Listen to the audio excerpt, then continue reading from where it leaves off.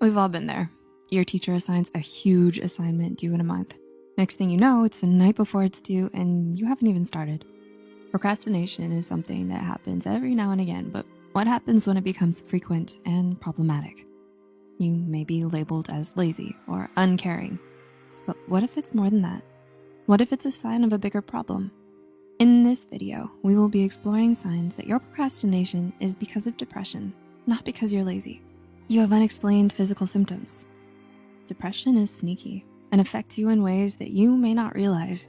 Emily Cronkleton from Medical News Today in 2021 explains how depression can manifest itself in various ways inside your body. Many people with depression will report alongside their psychological symptoms, digestive issues, problems falling asleep or sleeping too much, and increased pain that cannot be explained by another condition. It can be hard to motivate yourself to start a task and maintain focus when you're not feeling well. In the same article, Cronkleton states that these physical symptoms arise from various physiological changes in the body. In other words, what happens in your brain affects the rest of your body. If you're noticing that you're feeling out of sorts, it might be time to make an appointment with a healthcare provider. You are fatigued all the time.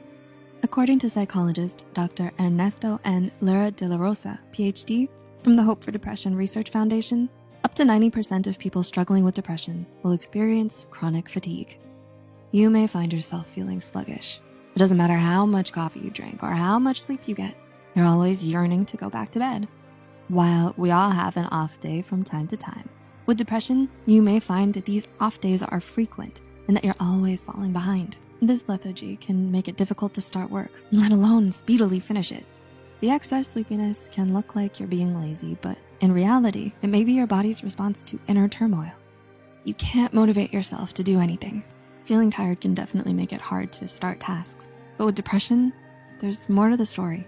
You may find that you're unable to start and carry through a task no matter your energy level or how much you want to deep down. It feels like you're unable to get yourself moving and will put things off, so it's a later problem. This may be avolition, meaning that you lack the motivation to bring a task to completion. This can make you think you're lazy or that you simply don't care enough.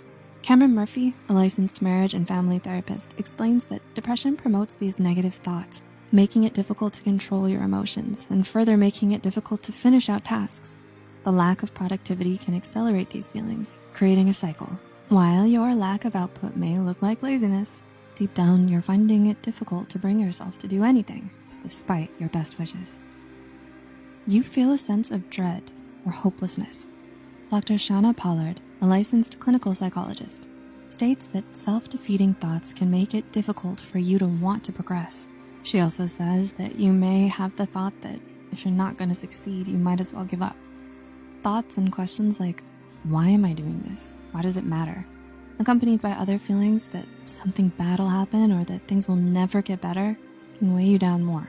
If you are constantly having these thoughts, you'll likely stop what you're doing, seeing as there is no benefit. This can put your progress at a standstill. While these thoughts can be overt, it's also possible to have a negative outlook on life without knowing or being aware of problematic thoughts. Starting a therapy program can help bring these thoughts that appear normal to you into perspective.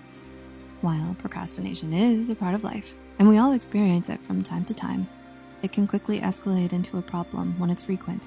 Depression isn't always obvious to you or others, making it easy to slap a lazy label on something that's a bigger issue. So what do you do about it? Mental health is not a one-size-fits-all and can manifest itself in many different disorders and symptoms. If you're struggling with your mental health, a great first step would be to get in contact with a professional. Getting problems diagnosed and treated, both in your physical and mental health, is a great first step to getting your life back on track.